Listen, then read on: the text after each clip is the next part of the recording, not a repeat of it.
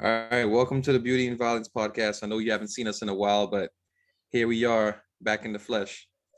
And UFC 271. as you Alive and can well, see, baby. I've been pimping for a little bit. Let's see. My man looking real Hispanic right now. Just say "Dímelo loco," say that. So all I can say is "Ay caramba," son. That's all I can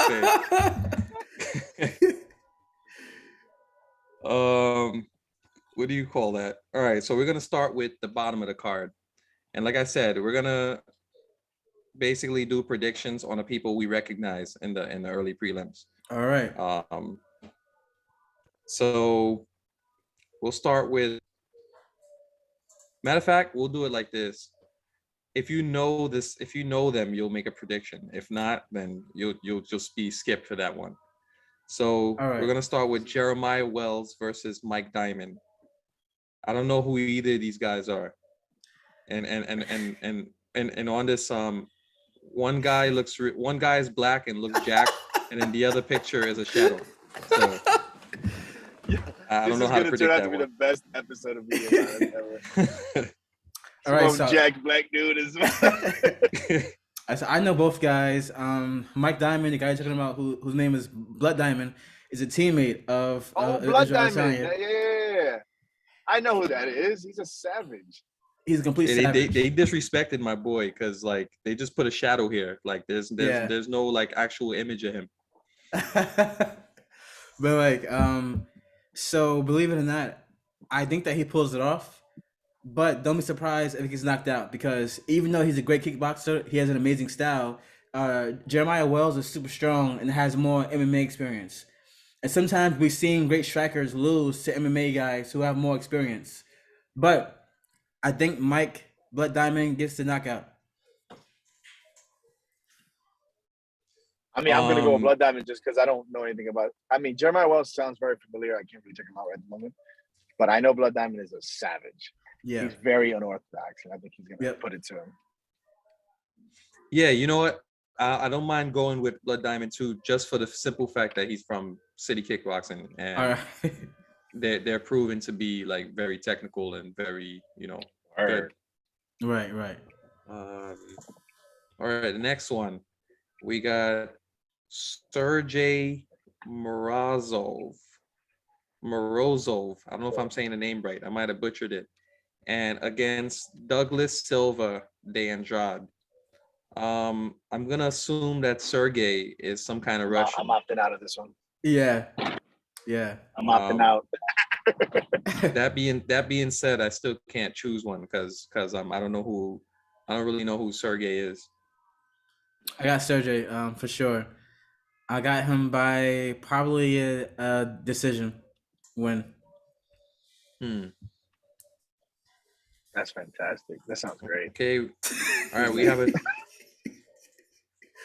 have another shadow image. And then Jack Black. AJ Dobson versus Jacob Malkoon. Yeah. Oh, I remember Malkoon, kind of. Yeah, I don't know if he's the shadow image or if it's the other guy, but I can't choose. Speak on this one. Yeah. I got AJ. AJ is a strong prospect from the show. Malkoon had a good last fight, but AJ, I believe he's going to come in guns blazing, pressure, power punches, and knock out Jacob Malkoon. Yeah. I mean, he is a coon, so let's see. We got. Oh shit! We got Carlos Ullberg versus Fabio Trant.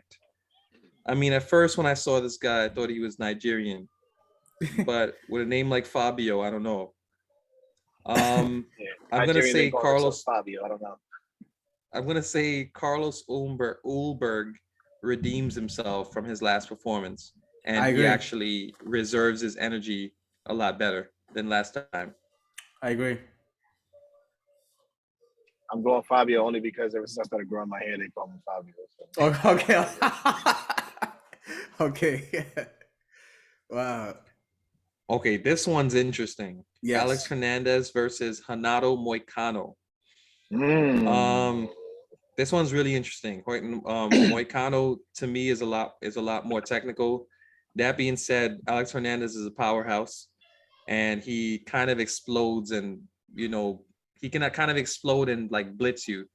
So I'm gonna have to say, because Hanado Moycano's chin's been tested quite a few times in this last fight, like brutally, not just any kind of test, like brutally. I'm gonna have to go with Alex Hernandez, like cleaning his clock at some point, like second round. Yeah, I agree. The same thing. I think that Alexander the Great, he's not as technical as Moicano is, but he comes out blazing, and I think that Moicano has problems when people pressure him early on. I think Moicano takes it. I think Moicano's gonna submit him. Okay, it's possible. I think he's gonna. I think Moicano's a very intelligent fighter, and I think he's learned from his ass whooping. And I think he's gonna be bobbing and weaving with the best of them. He's gonna look like a dude from the projects. All right. Yeah. We got Mana Martinez versus Ronnie Lawrence. I don't know either one of these guys. I'm opting out. All right, so Ronnie Lawrence. All respect to these guys, but I'm opting out. I don't know you guys. I'm sorry. What I do know is that Ronnie Lawrence is a hell of a wrestler. He's a really good wrestler, so I think that he wins this pretty easily. Okay.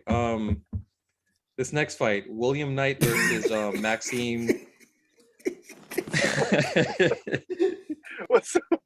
What I miss? I'm laughing because I know that Rose has no idea who the white dude is. I know William Knight. Isn't William? No. I know who the white guy. Isn't William Knight? Isn't William Knight the guy who fought that dude that did the Von Flu? That other really brolic dude. Ovin St. Preux, right? No, not Ovin St. Preux. No. He fought the other guy, Metafield. Did he fight Metafield? He did the last. fight, I know who William Knight is. Yeah, but the William other Knight is an animal. I think William Knight. I think William Knight is gonna win purely on genetics. Like I don't normally just go with that because it's MMA, but the discrepancy in these genetics is just too big. Like the gap is just too big. I think he's just gonna win. Yeah, I think he could be. Yeah. If I'm being honest, unless his opponent was like a ranked guy, I'm with Rose 100%. I think Knight is gonna watch. Okay, William Knight is underdog, and I will say this: the other guy should be a heavyweight. He's massive. He should be a heavyweight. He's really big. However, William Knight has that eraser. He has the equalizer. So I have to go William Knight too. Is William the Knight the guy that I say he's the guy with the blades with Big Hero 6? I'm not sure. Is he the overly brolic guy, or am I thinking about? Super brolic. Yeah, like it doesn't make any sense. Yeah, he's black, right? And he's kind of short. Like he looks short because he's so stocky. Yeah. Okay, you gotta watch Big Hero 6, man. He's like a Giga Tyrone. Yeah. I know exactly. Yeah, that's my man. Hell yeah, he's gonna ragdoll his ass like DC used to do everybody back in the day. Why? All right. We got Alex Perez versus Matt Schnell. I got Alex Perez all day. Oh, same all here. day. I think he's gonna finish. Yep. I think he's gonna finish the fight via leg kicks. Yeah, man. Perez is really good. He's really good all around. So I got him by whatever decision, finish, submission, doesn't matter. I think Perez by TKO, not KO, TKO. Okay. I think he's gonna break his will. Okay, so we got Roxanne Modafferi versus Casey O'Neill. Oh God. I believe Roxanne is having like brain issues. That's why she's gonna retire. And really? Casey O'Neill is like I don't mean to laugh. It's just the way he says it sounds so yeah, Casey I believe O'Neill she's having brain issues. Like, that's a red flag for me all the way. Like this is literally her last fight because that issue has progressed to this point.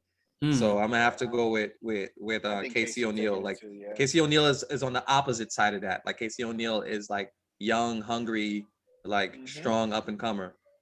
Very strong. I think Mataferri's gonna come out she's gonna come out hard. She's gonna be like, fuck it. Like she always does. She's gonna come out, she's gonna be throwing like the same punch left and right, trying to get something going. But I think Casey's just gonna be too much. She's gonna let her do her thing and then outwork her. I agree 100%. Sad story because Roxanne's one of the OGs. She's one of those girls that was there from the beginning and still fighting now. So kind of a pioneer of like women's MMA. But I think Casey O'Neill, she is. She is. Yeah, she is. I think that Casey O'Neill gets the fight to the ground and brutalizes her, ground and pound or both, and then chokes her out. So yeah, Casey O'Neill for sure. Yeah, I don't think she's gonna finish her. I'm gonna be honest. Mataferri, she's tough. That's true. That's true. She's got a fucking fighter's that chick. There's no quitting her. Yo, side note, Casey O'Neill looks kind of fire in this picture. I forgot what she looks like when she's actually fighting. Like, she basically she finished all 3 fights that she had in the UFC. I'm talking about talking about how she looks. Oh, that's like, what I mean. Yeah, watch in interviews. This picture, she looks, Watch her interviews with Adayero and an interview she has, and you'll see. Yeah, I saw it. Yeah. All right, we got Arlosky versus Jared Van Dara. Is that guy like a new? Is that his debut or something? Because I've never seen this guy a day in my life. I think he fought once. Like Andre Arlovsky? No. Jared Van Dara. I've never seen him. No, the other guy. Yeah. The other guy. Yeah. Is he from like no, the I'm saying he's fighting Andre Arlovsky, you said? Yeah. Yeah. What in the world? I thought that man was done. Yo, Andre Arlosky is quietly doing something similar to what Alistair Overeem was doing when he was making his last run to the title. Like he's doing it quietly doing it. What? He's doing it a second time because he already did it once. He moved up the rankings. Like he already did that once. He was beating everybody, and it was like, yo, what the hell is he on? Like, yeah. But then he got beat. Yeah. Yeah, I think Andre Arlovsky pulls it off. I don't know how he's doing it at his age. The other guy who he's fighting is not UFC caliber, in my opinion. So I think that Andre Arlovsky beats him probably by the decision. Honestly, I don't even know if I want to speak on it. I haven't even heard Arlovsky's name in forever. I don't know what kind of condition he's in. I don't have a clue who this other guy is. I trust Jem's opinion saying he's not UFC material, so Arlovsky by fucking work. Let's do it. Yeah, I'll go to Arlosky too, just because I don't know who the other guy is. No idea. This fight, he comes out in like Masvidal. This fight right here, oh my God. Bobby Green versus Nazareth. Oh man, I'm having so much trouble with this one, man. Okay. Matchup wise, I think what's his name? Nazareth has the power advantage, but I think Bobby Green is better because they're both gonna be fighting with their hands mainly. And I think that kind of favors Bobby Green because Bobby Green's a little slicker. He evades a little better. And yeah, I have to go with Bobby Green, possibly. Nazareth is kind of tough. It's gonna be a decision. Tough. Yeah, I agree. Wow. John, what do you got?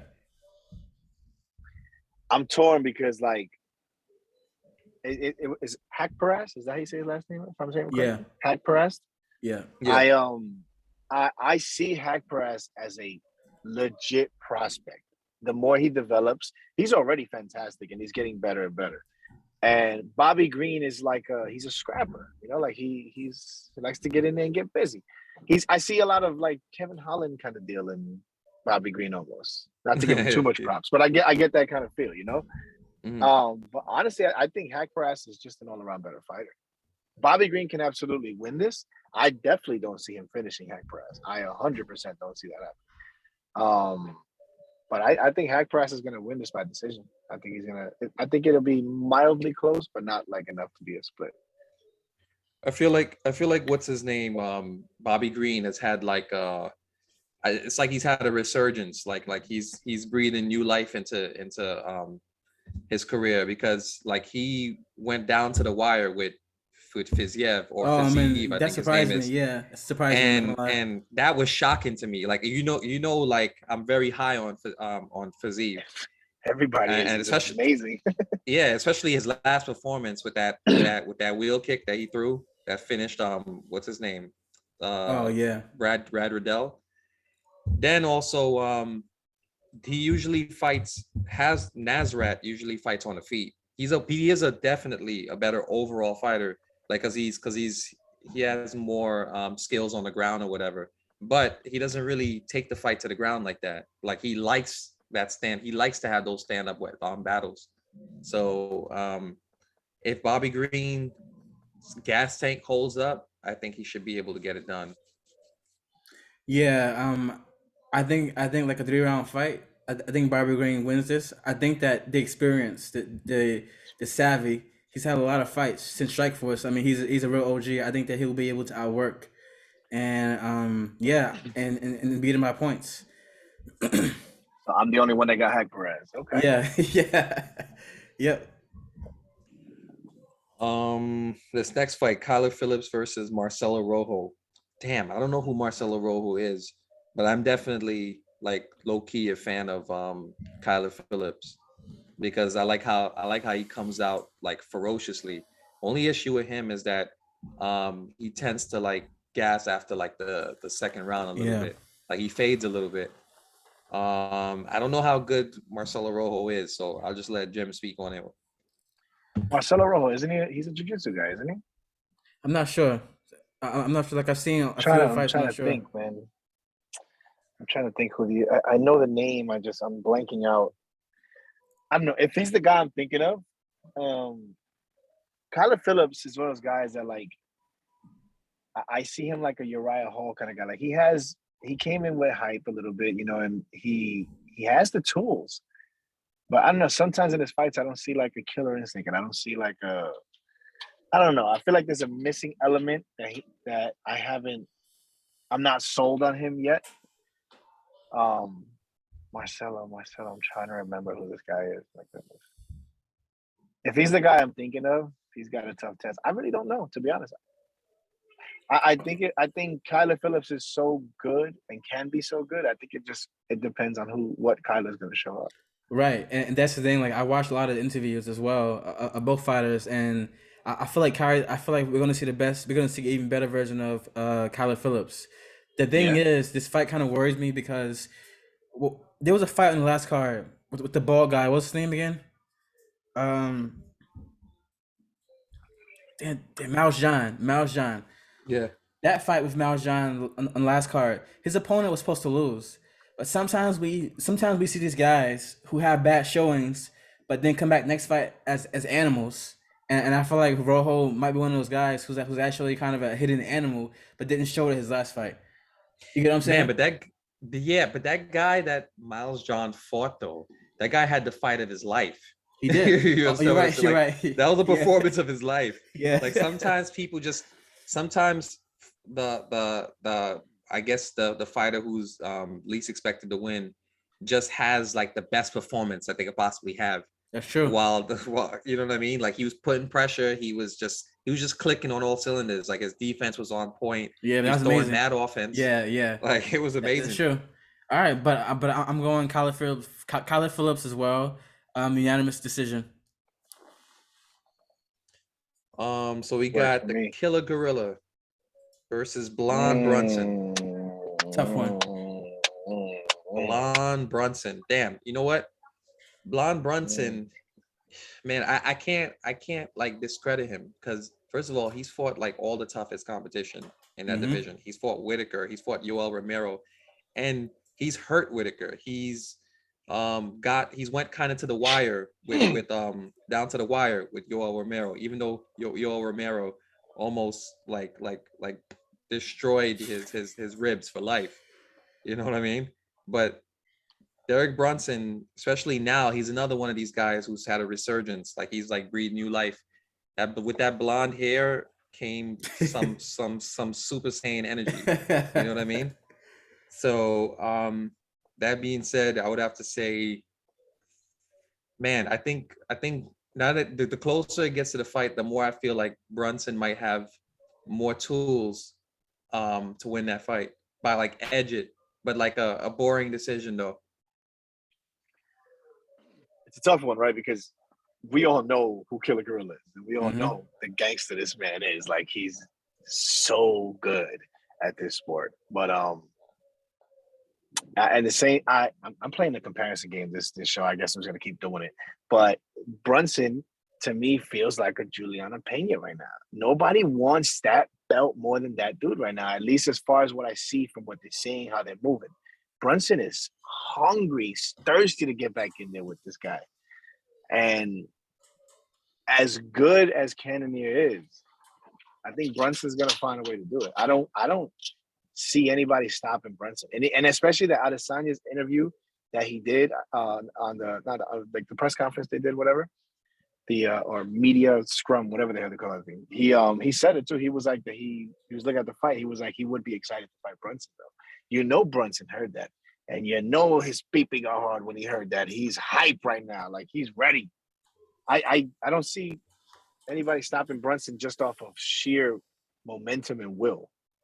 I think he gets the job done.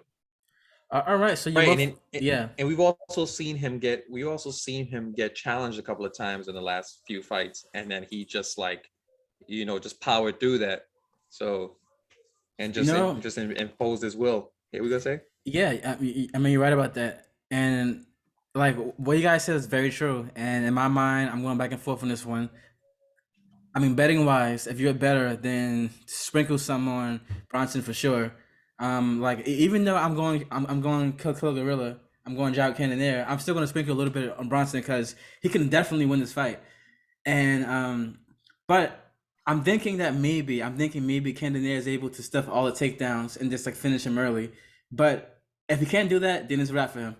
Like Brunson's going to just outwork him, wrestle him, fake the takedowns, and just win in that way. I feel like kind of confused him basically. But I feel like Cannonier might be able to stop the takedowns. I feel like he put his whole camp into takedown defense, knowing he's fighting Brunson. Plus, he had more time too to train for Brunson. So I'm going Jared Cannonier, but I can definitely see Brunson winning the fight as well. And then another thing I want to mention is that Jared Cannonier he's kind of shown that he's more of a chess player than I thought. At first, I used to look at him as someone who kind of just moved forward with like strong pressure. Yeah. But like when you look at him in fights with like Gaslam and even Robert Whittaker, he's fighting a little more tactical. And I think that kind of situation favors Brunson because if he was moving, I feel like if he was moving with forward pressure, I feel like he'll be able to hurt Brunson earlier. But I feel like since if he's gonna fight a more tactical fight, it gives Brunson more entry opportunities for takedowns and stuff like that. Well, yeah, I mean, Cannonier's sitting around with his rocks and his chakra and his spiritual guides and shit like that. I mean, those guys you don't play with those guys, man. I don't know who's an old movie fan here, but I just watched Major League the other day. If you haven't seen it, you should. And I forgot the guy's name. He's a black guy, and he plays a Cuban guy, a Cuban baseball player. He's all with the chakra, the statue, and doing all kind of. I saw Cannonier when he was doing that. It was funny. He has a horrible Cuban accent. It's hilarious. It's a great movie. You should watch it. But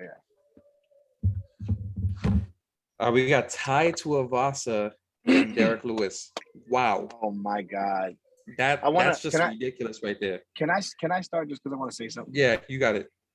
I'm gonna admit that I slept on Tai Tuivasa many times, and I never thought he wasn't capable of anything. I would always pick against him because I always felt like the other guy was like, But he's proved that he's kind of got a little Derek Lewis equalizer in him. Like he's got a little Lewis sauce in him, and he does look in better shape than we've seen him in the last few fights. He's looked great. He doesn't look like he's not working out anymore. He's not taking his diet seriously, nothing like that. And he sounds different. When I hear him in his interview, he sounds like he wants this now. Like before, it was just like, I can't wait to drink out of somebody's shoe, or Derek Lewis's ball guard for some dumbass reason. But you heard about that? Yeah, bro. Man.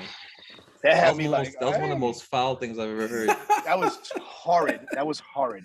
Yeah, I cut off that video in a second. I was like, nah, I'm good. But this is so hard because we all know who Derek Lewis is. We all know damn well who this man is. How do you choose? Man, this is tough. You got the best knockout artist in the history of our sport, of our beautiful sport, and an up and comer that could potentially beat that the way he's going. They're both super fun personalities. They're both dogs, fucking animals in that fucking ring or cage. And I still am inclined, and I hate because I just started this way, but I'm inclined to lean towards Lewis because of who he is. He's Derek Lewis. I mean, Tai Tuivasa is great, and Tai Tuivasa is always going to have that chance. But this is Derek Lewis. And now he knows this guy wants to drink his ball juice. He's not going to let that happen. Yeah, I actually agree with that. I think it's hard to choose. And if you're betting, this is a nightmare. So please don't bet on this fight. If you're betting, do not spend a lot of or if you do, don't spend so much money on this fight. But man, is Tai underdog, Jim? I think he is. I think he is. So I think he would have to be, right? Yeah. I believe he is. So I mean, if you do bet, then of course it's money to be made for Tai Tuivasa. But Derek Lewis, he's fought the better competition. Derek Lewis is Derek Lewis, and I believe that Texas John Henry, Jack Johnson power is going to pull through in this fight. I feel like Tai Tuivasa, he might have success, like he might come to scrap, but Derek is kind of deceptively good. Like he knows how to find that shot. He knows how to how to lure you in, and it's a tough one, and it's gonna be hard to see Tai get knocked out. But this fight is not going the distance. Hell no. I believe. I don't think it's going after the first round. I agree. I think Derek Lewis gets a little rocked, comes back with a bomb, and this drops. Tai Tuivasa, fights over in round 1. Doesn't even look like him right there. Yo, this fight is so problematic for both of these guys. Yeah. because to me, the way I see this fight, it's a battle of the two like raw talents in the heavyweight division. That raw talent where you just kind of like learning on the job, but you have enough power to kind of just carry you until you learn like how to be a better mixed martial artist. Both of them have that issue. Both of them had that thing. Like they kind of like a Deontay Wilder. Like a Deontay Wilder, he kind of learned on the job, but yet he became a bronze bomber. Became the bronze bomber. He became a heavyweight champion. It's kind of the same thing with those two. Yeah. Like they've made it all the way to this point with a puncher's chance, literally, with a puncher's chance. Now, on a technical level, you got Tai Tuivasa, who has added these beautiful leg kicks to his arsenal, heavy leg kicks to his arsenal, which is a weakness of Derek Lewis. But then, Derek, you have to be able to get out of the way when a behemoth like Derek Lewis is getting ready to counter. you understand what I'm saying? So man, that's a tough one. I say early on, Tai Tuivasa is able to like get Derek Lewis possibly even to a breaking point. And Derek Lewis comes out and pulls out one of his famous last minute shots like he did against the Russian guy, Volkov. Yeah. But I believe all of this is going to be done in the first round. Yeah. Yeah. I think it's literally like Derek Lewis's experience versus Tai's hunger versus Tai's like legit hunger. Yeah. Because Lewis, I think Lewis is in a state right now where I think he's making money outside and he's having a gay old time with this. He doesn't want to do 5-round fights, nothing like that. over here breaking the law on camera. You see this? You guys don't tell me that. But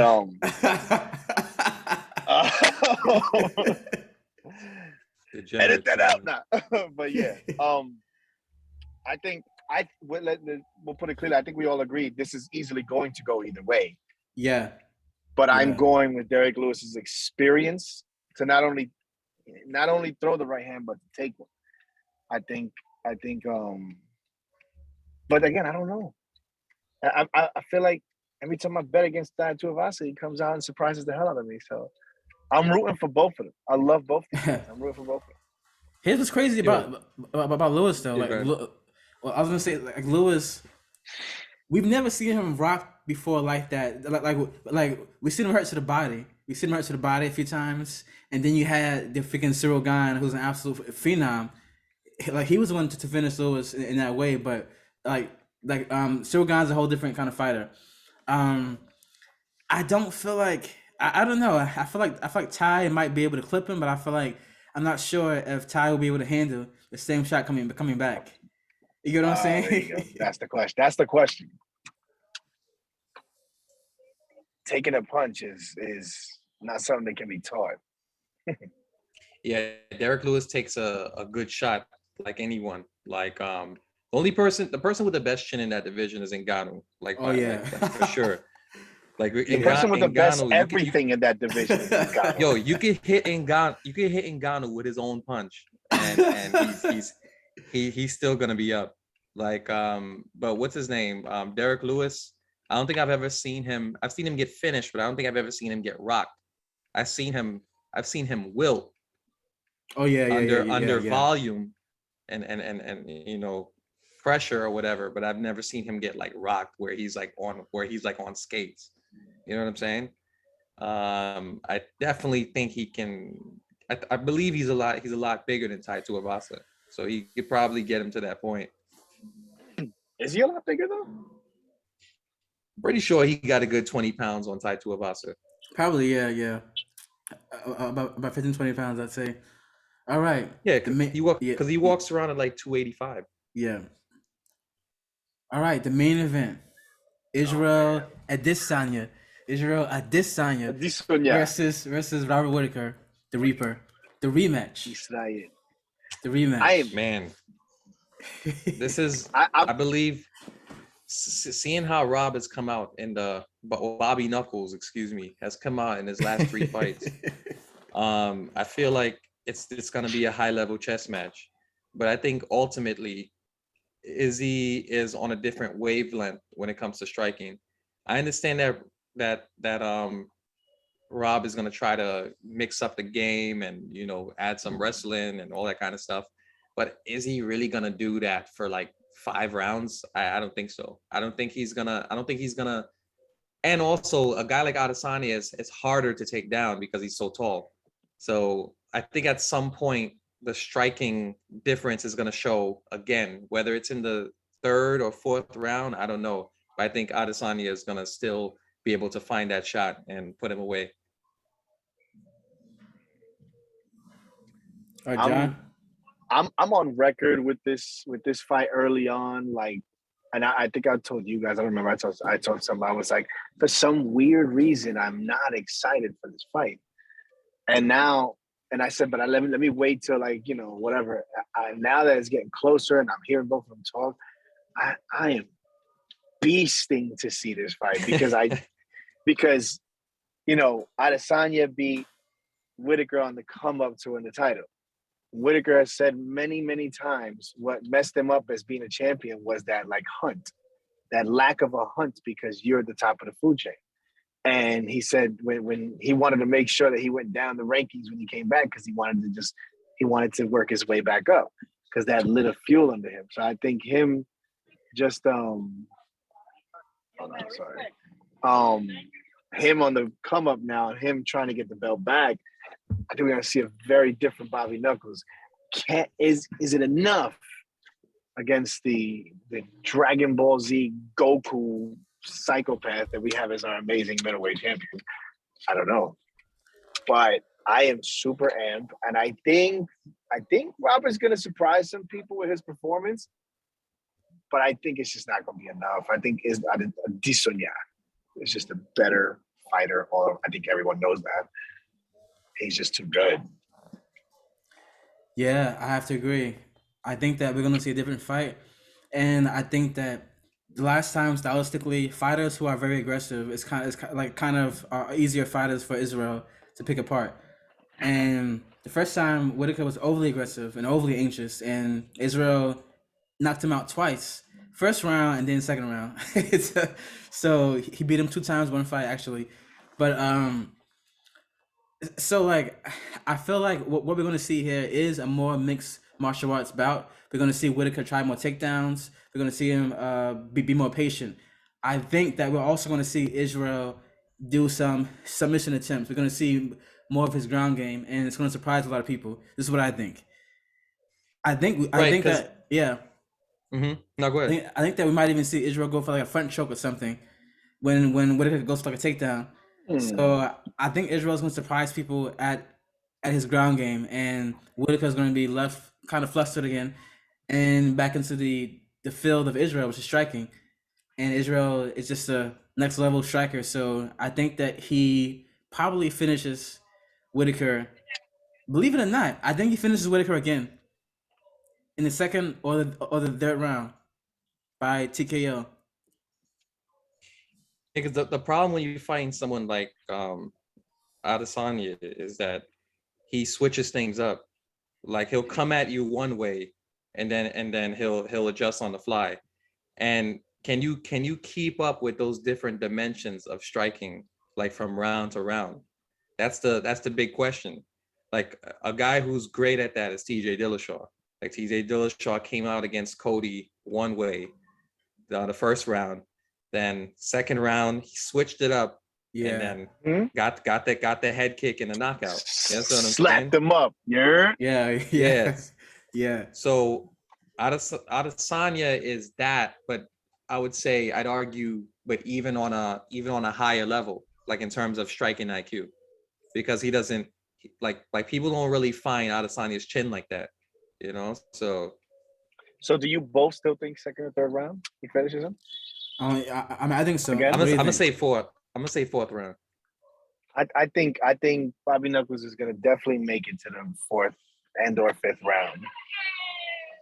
I think it's gonna be a different spirit in him. As I said, I don't think I think he's the second best middleweight in the world. I think hands down. Sure. I think he literally is going to beat anyone else in the division that he wants to. But it's like a DC and John Jones at lightweight thing. It's like Adesanya is the champion. I mean, the only person I am terrified to see Adesanya fight again is Pereira, but we got time for that. Wait, who? Pereira. Pereira. The guy that is that his name? That's how you say his name, right? Yeah. Alec. I'll say that. Pereira. Yeah. Oh, the guy who beat him. Yeah, that guy's a problem. Knocked him out. See, that guy's a problem. Savage. The reason why that guy is a problem is because Adesanya is gonna fight on the feet. Adesanya is not gonna pull an Ngannou at any time and wrestle his way to victory. He's never gonna do that. Like he's never gonna gonna actually shoot for a takedown. That's why it's scary, because Alex Pereira has a similar fight IQ because he's been in kickboxing just as long and has been, you know, a great champion in his organization. Plus, he has more power. Yeah, what were you gonna say? I was just gonna say, yeah, the argument can be made that he's much stronger. Like his strikes are gonna hit much harder than Adesanya. Adesanya's placement and timing is amazing. Obviously, like he may not even need to hit you that hard to knock you out. But Pereira's fucking brolic, bro. Crusher. He's a crusher. He's brolic. I was watching that last fight. I was listening to him hit the guy, and I'm just like, I don't know what to do. It was bad. And he's rangy. See, the thing about him, he has power, he has range, and he could hurt you even up close. Like even at like super close range in the clinch, he'll give you a black eye. I'm gonna say this now though. I think that Israel beats him in the MMA fight, and here's why. I think the coaching. I once again, I don't believe that people have to give the coaches more credit for like certain game planning and all this stuff. Sometimes the 100%. coaching makes a huge difference in these fights and having a game plan coming into these fights. So some of these coaches are just masters of the art and have the perfect game plans. And Ngannou's the perfect example of that. Exactly. So I think that but behind Eugene and like basically where he's at in his career, I feel like Israel is on a different level. But I don't think it's an easy fight. I think it's a war. I think it's a war. You know, some movie shit. But remember, the fear of that fight has nothing to do with anything but what is Adesanya's mindset. Yes, that's true. This guy. That's true. And especially after all this shit. I mean, when during the press conference and the lead up, and when he sees him, he's gonna be talking his shit. And what's Adesanya gonna say? He's gonna be like, "I'm gonna put you on the floor like I did last time." What's Adesanya gonna say? You know, like he's the only guy that can say that. Exactly. So it's a different mindset. That's the scary part about it. That's why I'm saying that's the only fighter I fear when it comes to Adesanya, you know, as a fan of Adesanya. So I don't fear that Adesanya will lose. I'm just saying that's the only guy I think that can take Adesanya out of his element. Yeah. Mentally. You know who I'm legit scared of? Like I don't want Adesanya or Usman to fight this guy. I'm pretty sure you can guess. Okay, I'll just say it. Khamzat Chimaev. Oh yeah, of course. Yeah. I don't think. Man, Khamzat. I'm petrified by that man. Like I'm actually a huge fan, but I'm also petrified by him because I like Usman and Adesanya so much. So it's like, man, I almost hope those two, neither one of those guys have to see him. Listen, man, I want to see Rakhmonov. I want to see Rakhmonov versus Khamzat. That's the fight that I want to see. Not yet, man. Soon. Let them come up and fuel that flame, yo. Not yet. No, I don't want to see that yet. I'd rather that could be the ultimate number one contender fight. Yeah, true. Yeah. Two undefeated animals, you know, like but Khamzat really is he's fucking scary. He's scary. Bro. Like he looks like he'll eat his own children scary. Like he's fucking weird. Remember I was saying when him and Jing Liang, the leech, where we're about to fight, I said both of them look like they eat people. Yeah. Damn, but if they were the last two people on Earth, like Khamzat would definitely eat the leech. Probably. Yeah. But so we all have Adesanya, right? We all have Adesanya by finish. I think he finishes him again. Absolutely. Yeah. Yep. What about can I bring up a random topic? I want to bring up Ngannou and Gane. Like that last minute where this stupid ass Cyril Gane decided to go for a leg lock. Yeah. And I was just like he legit had him. Like he had him and I think he pulled guard or something like that or some weird shit. And then we was in the house. I was like, what the hell? Like what part of that made sense? I don't understand. Yeah, that was like the only thing that was only like bad IQ, low IQ thing I've ever seen Cyril Gane do. But the reason why he did it, I think, because he was like he felt afraid, like he felt like he was like gassing, he felt defeated, so he wanted to pull a Hail Mary, you know. But he was in a dominant position, a type of position he could have possibly won the fight because Ngannou was tired too. He just had to get him in the right spot. Yeah. Because you couldn't go back and forth. The whole point was to just get him in a spot where you have control because that motherfucker is strong. Even when Ngannou was on his back, he's still just fucking manhandling him. I was just like, this is bad for everyone. Like, who's gonna beat this man now? Like, who? Yeah, that first ref. I know Rose would love to see. I know Rose is gonna love to hear this, but I was watching it like I don't think John Jones should come back. John Jones is mentioning Stipe Miocic as like his comeback fight. I'm actually liking that fight. I like the idea of that fight though. Same here. That's a great legacy fight. Stipe deserves it, and it's a great number one contender fight. Great. Same here. I think it's lovely. And Ngannou's probably gonna be out of the UFC like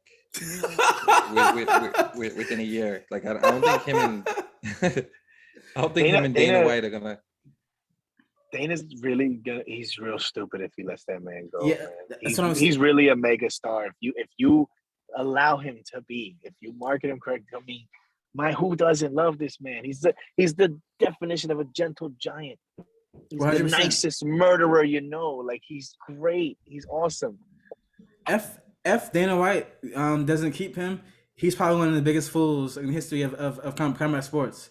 Because like Francis is a huge draw if promoted properly. Like recently, Dana White made a deal with Israel Adesanya, and Israel now has the second biggest paying contract in the history of fighting in the UFC. Him and Conor. So if the UFC played ball with Israel like, listen, you know, I'm a star, so show me what I'm worth. And they said, okay, we got you. Do the same with Francis. You know what I mean? He's your heavyweight champion. And I'm sure he's not asking for anything crazy extravagant, you know. He just wants his worth, and he's worth it. You know, like this man is legit. Everywhere he goes, put him on everything. Put him on fucking Conan and fucking Jimmy Fallon and all these people. Put him everywhere. Yeah. The world is gonna melt the minute they meet this guy. Let him show everyone his power, and then listen to how soft-spoken and eloquent and caring this man is. He's like, he could be the next Arnold Schwarzenegger, no bullshit. Like that's the type of man he is. Yeah. Everybody looked to Arnold Schwarzenegger because he's this massive, brolic, nicest, sweetest guy when you talk to him. You know, like that's what everybody loved about him. And yeah. I disagree saying like he'll be like a buffoon if he doesn't do it. I mean, this is Dana White. This is that Dana White, you know. Dana White's ego is crazy. Like it can be crazy at times. Like I don't think it's an ego thing, bro. Bro, he let Cyborg go. You know, I don't think it's not an ego thing. This is a business. Cyborg is amazing for the UFC. For the UFC Cyborg legacy, is awesome. But let's just be real. Cyborg left, and it didn't hurt the UFC at all because he had Nunes, and Nunes has been holding it down. He's been rocking it. That's Dana true. knows what he's doing. If there's anything I can say wholeheartedly without fear, is that Dana knows what Dana's doing. And these things like that is not just Dana's ego. This is a business thing. It's not just him. He has other people involved with this, and they make these. They know what they don't need.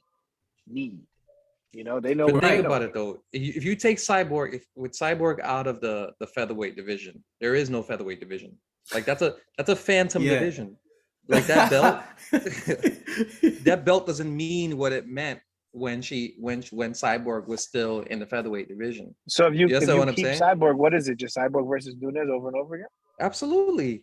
Like was it another Moreno and Figueiredo just over and over again? Absolutely. And then Kyla, and then that will attract what you call Kyla Harrison.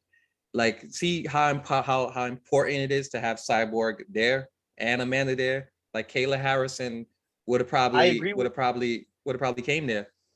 I think you're giving. I love Cyborg, but I think you might be giving her too much credit. I think if we had featherweights, period, it would have attracted Kyla Harrison. It's hard to come to a place where there's only like 2 fighters you can fight. Bro, she was ready to come for Amanda Nunes alone. Like if Amanda would it be Juliana Pena. So just imagine if you have Kyla Harrison and Amanda Nunes, how attractive that makes the featherweight division. That's all I'm saying. I get it. But I don't think keeping Cyborg would have been life changing, to be honest. I wanted her to stay. Don't get me wrong. I just don't think. I mean, she's doing so much better outside of this. She's making so much more money outside of the UFC. So now, though, Francis, I don't think Dana gets rid of Francis. Here's why: what Francis represents, what Francis is fighting for, what he's standing for. He has a lot of backing for a lot of people. So I don't think that UFC. I don't think it looks good on the UFC. So get rid of him, especially after the messages that his manager got, the racist messages he got. You know, calling him, all this stuff and the threats to sue him. I think that Dana White knows at least how to control, how to pick PR. which is why he had an excuse. He's like, yeah, everybody said I wasn't there to put the belt on him, but I was backstage handling some business, you idiots. I mean, we all know he was lying, but he knew what to say to save his ass. So I think because of that, he won't get rid of Francis. He knows that he's a big draw. He knows that the support, what he stands for, is massive. It's beyond the sport now,